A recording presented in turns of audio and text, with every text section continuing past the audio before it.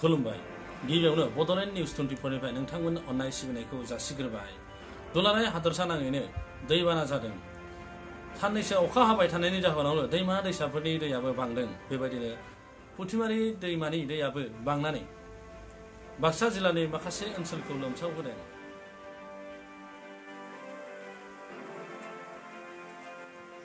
बाक्सा जिल्लानि तामुलपुर महकुमानि बेन्दोङाव थानाय निजदेफेलि ओनसोलनि बगुलामारि, थाइगिरखारि, खांख्लाखारि, दिफेलि गामिनि रायजो राजाफ्रा पुथिमारि दैमानि लोमसावनायाव हालाय हाफाय जानांदों।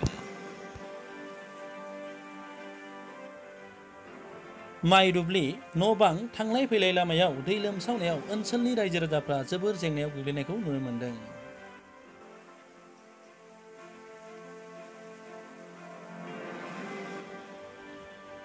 बेबायदिनो बोसोरफ्रोमबो अखा हानाय बोथोराव पुथिमारि दैमानि दै लोमसावनाया खाथि खालानि गामिफोरखौ लोमसावहोनानै रायजो राजाफोरखौ जेंनायाव खोख्लैनायखौ नुनो मोनबोदों।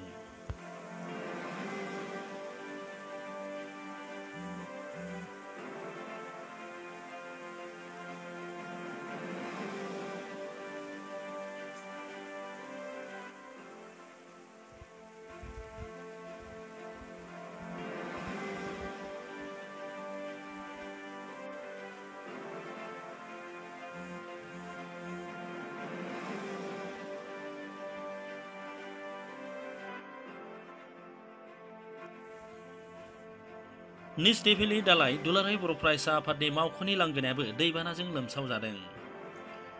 रायजो राजाफोरनि न' बांफोराबो लोमसावनानै जोबोद जाल्लायाव गोग्लैनांदों।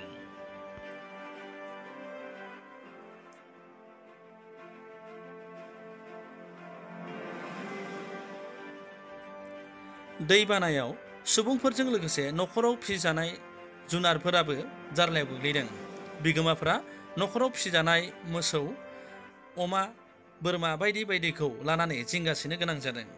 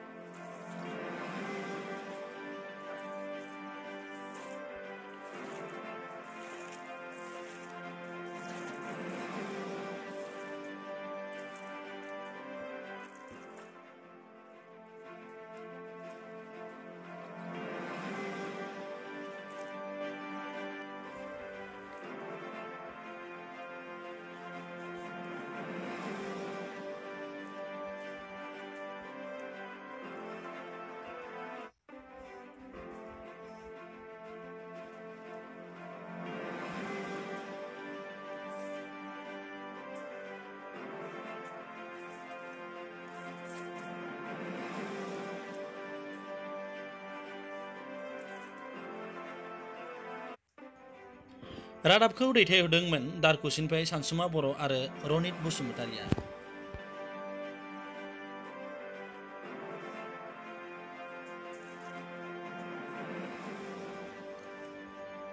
दिनैनि रादाबा एसेनोसै। नोंथांमोना बड'लेण्ड निउज 24 खौ साबस्क्राइब खालाम, लाइक खालाम आरो शेयार खालाम।